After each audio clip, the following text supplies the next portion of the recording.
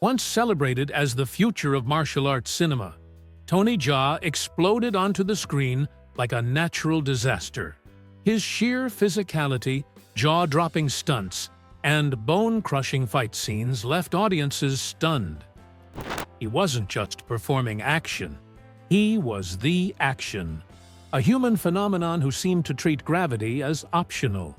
Then, without warning, everything shifted. At the height of his unstoppable rise, Tony Jaa disappeared. The man destined for global superstardom stepped away, leaving fans and filmmakers alike searching for answers. Was it the suffocating pressure of fame, a deep betrayal within the industry, or a life-altering personal choice? A career once aimed squarely at Hollywood suddenly veered off course in ways no one expected. So what really happened to Tony Jaa, the man who could defy physics, but not destiny? The truth is far more tragic than it appears. Stay with us, because this story will forever change the way you see him. Humble beginnings to stuntman. Tony Jaa, born Tachakorn Yirum, was raised in the rural province of Surin, Thailand, a place where daily life was shaped by farming, tradition, and simplicity. His parents, Ren Saipech and Thongde Yirum, worked as rice farmers, passing down values of discipline, perseverance, and relentless hard work. Yet, even as a child, Tony's dreams stretched far beyond the rice fields he grew up in. From an early age, he was spellbound by the martial arts icons he watched at temple fairs: Bruce Lee, Jackie Chan, and Jet Li. Their speed, strength, and cinematic presence lit a fire within him. Tony didn't just want to admire them, he wanted to become them. Unlike most children who worshipped action heroes from afar, he trained himself obsessively, practicing kicks, punches, and acrobatic movements alone in open fields until they became instinctive. To Tony, martial arts wasn't merely about fighting. It was an art form rooted in discipline, balance, and precision. His formal journey began at the age of 10, when he started learning Muay Thai at a local temple under traditional masters. With no modern gyms or equipment, he relied purely on determination, forging the endurance and resilience that would later define his signature style. As he grew older, he competed in local Muay Thai matches and earned respect within his community. Still, he had no intention of following the traditional path of a professional fighter. Instead, he envisioned something bigger, combining martial arts with film, just as his idols had done. That dream began to take shape when Tony caught the attention of Pana Rittikrai, the legendary stunt coordinator and director. Recognizing Tony's raw, untapped talent and relentless drive, Pana invited him to join his stunt team, an encounter that would change the course of Tony's life. Determined to prove himself, Tony spent the next 14 years working as a stuntman, enduring dangerous, punishing work with little recognition. He doubled for major actors, performed extreme stunts, and even leapt onto the back of a running elephant for a commercial. Each risk pushed him to his limits, but with every stunt, he sharpened his craft in preparation for something greater. Those years were not just a test of physical endurance, they were a masterclass in filmmaking. Under Pana's mentorship, Tony trained in multiple martial arts disciplines, including Muay Thai, Taekwondo, Judo, and Aikido, while also learning how to transform raw movement into cinematic action. Unlike many martial artists who later transitioned into film, Tony was shaped for the screen from an early age, mastering the balance between realism and choreographed spectacle. His fearless commitment to performing high-risk stunts without wires or CGI set him apart, giving him a rare and formidable edge in the industry. After years of pushing his body to the brink behind the scenes, Tony Jaa finally earned his moment in the spotlight. And when it arrived, it wasn't just impressive, it was explosive. The rise to global fame. The release of Ong Bak, Muay Thai Warrior in 2003 marked the defining breakthrough in Tony Jaa's career, catapulting him from an anonymous stuntman into an international martial arts phenomenon. The film felt revolutionary. Tony performed every stunt himself, relying on no CGI, wires, or stunt doubles. His gravity-defying flips, lightning-fast strikes, and devastating knee and elbow combinations stunned audiences across the globe.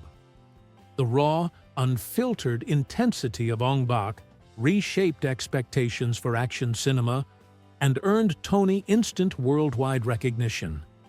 He was no longer just a skilled fighter or background stunt performer. He had become the face of a bold new era in martial arts films. Riding that momentum, Tony solidified his status with his next major release, Tom Yum Goong, released in the US as The Protector in 2005. This time, he pushed action choreography even further, introducing a Muay Thai style inspired by the movement and power of elephants.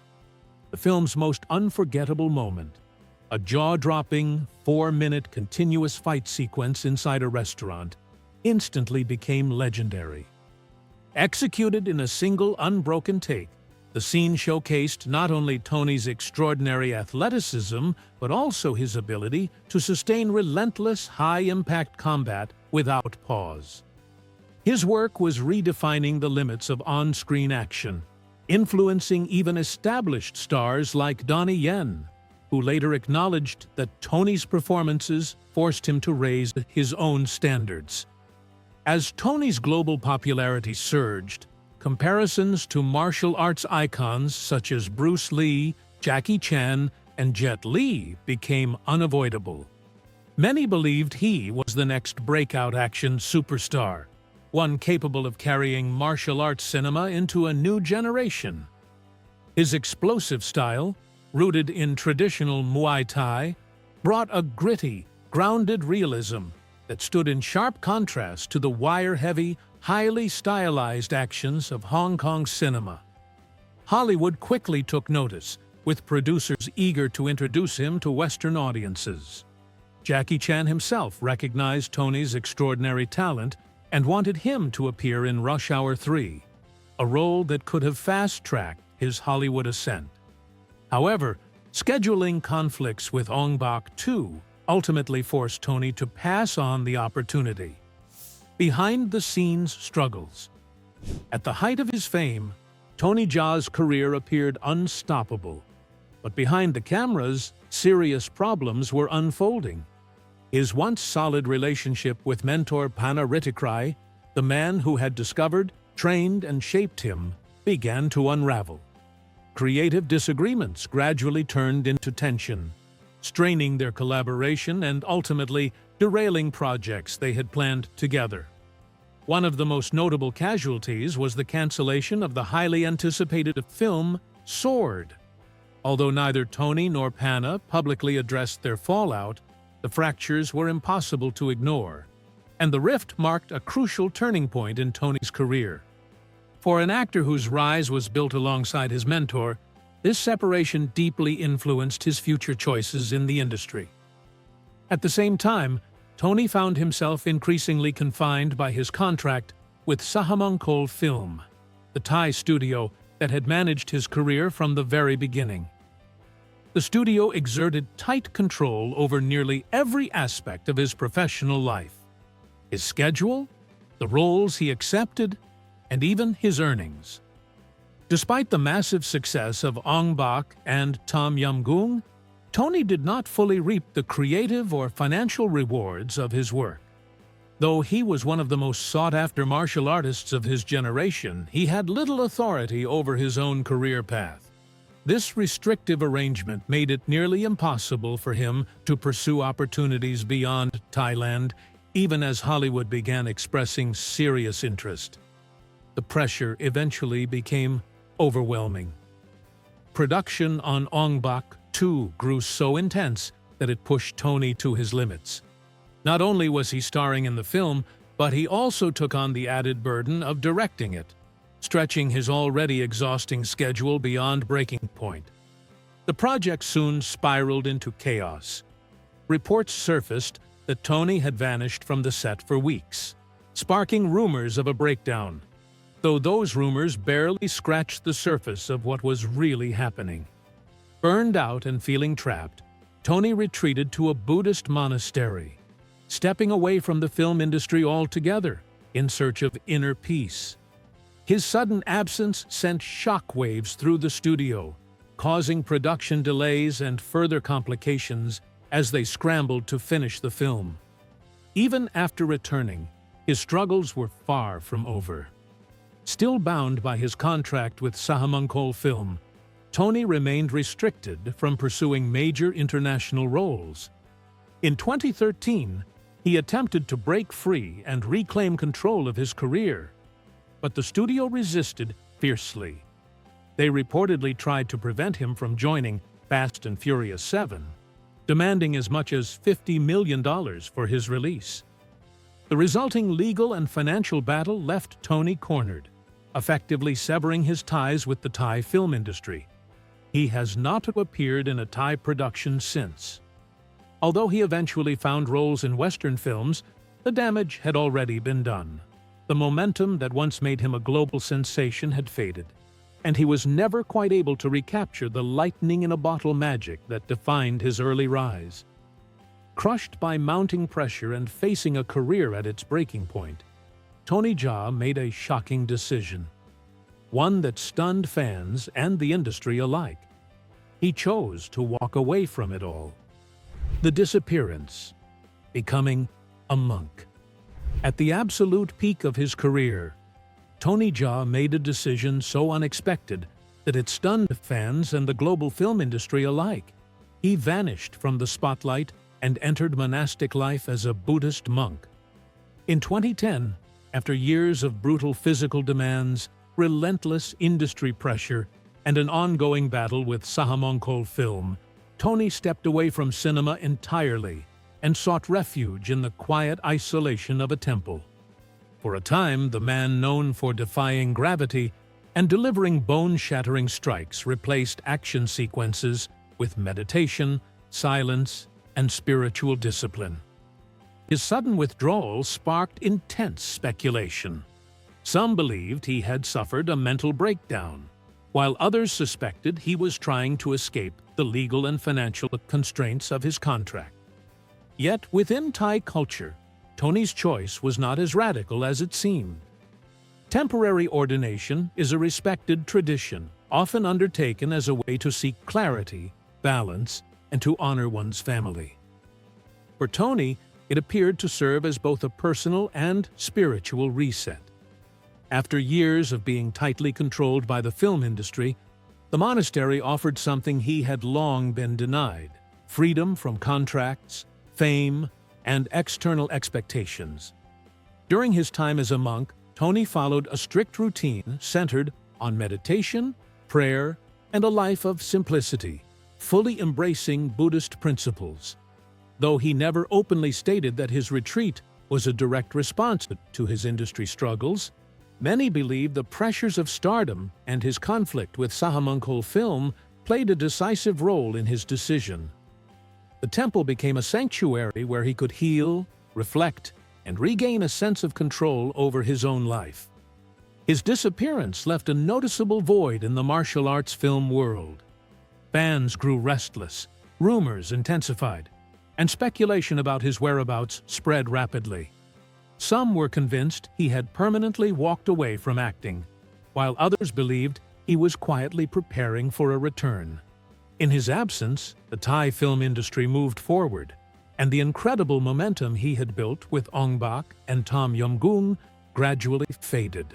Potential Hollywood opportunities slipped away, while new martial arts stars, such as Donnie Yen and Iko Uwais, rose to prominence and reshaped the genre. The landscape of action cinema evolved, and Tony's retreat risked leaving him behind. Eventually, after a long period of introspection, Tony Jaa did return to the world of film, but under very different circumstances. The once dominant force he represented had diminished, and while his comeback was met with curiosity and respect, the industry had moved on. His time as a monk granted him inner peace, but it came at the cost of precious years in an industry that never slows down. For Tony Jaa, the road back to action cinema was far from simple, and although he returned to the screen, he never fully reclaimed the legendary status he once held at the height of his powers. Hollywood's call and the shift in career. When Tony Jaa emerged from his time as a monk, Hollywood was already reaching out. His revolutionary performances in Ong Bak and Tom Yum Goong had caught the attention of international filmmakers, and there was growing excitement about bringing his raw, bone-crushing Muay Thai style to a global audience. To many producers, Tony looked like the next great action star, someone who could follow the path carved by Bruce Lee, Jackie Chan, and Jet Li. His first major step into Hollywood came with Fast and Furious 7 in 2015, where he appeared alongside Vin Diesel and Paul Walker. It was a massive, high-profile franchise and a huge introduction to Western audiences. Yet, despite the buzz surrounding his casting, Tony's role was relatively limited. While his intense fight scene with Paul Walker stood out, fans quickly noticed that the film barely scratched the surface of what he was capable of delivering.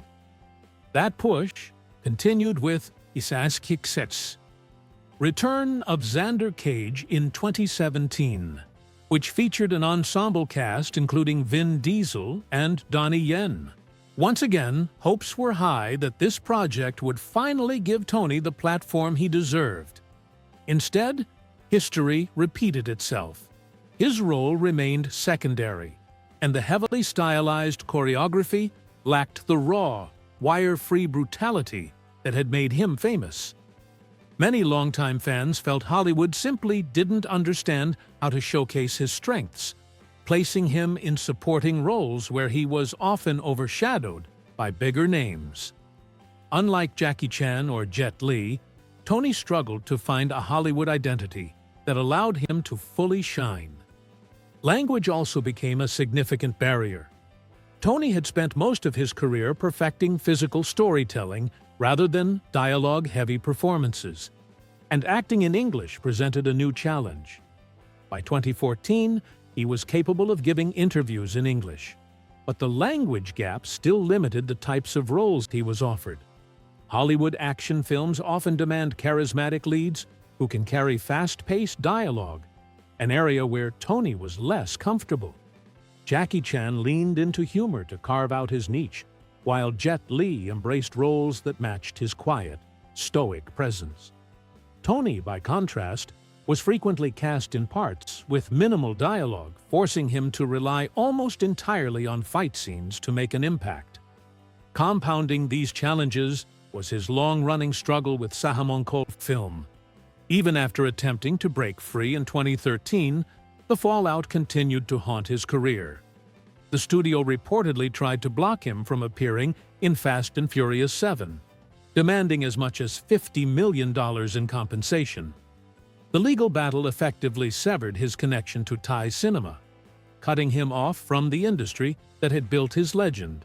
Though he continued working in films like Skin Trade, Never Back Down, No Surrender, and Triple Threat, none came close to recapturing the cultural impact of Ong Bak. While Hollywood gave Tony Jaa international exposure, it rarely gave him creative control or true leading roles, elements crucial to establishing him as a global martial arts icon. And as the years passed, the explosive spark that once defined his career began to dim, leaving fans around the world asking the same haunting question: what went wrong? The legacy and what could have been. Tony Jaa's influence on martial arts cinema is impossible to ignore.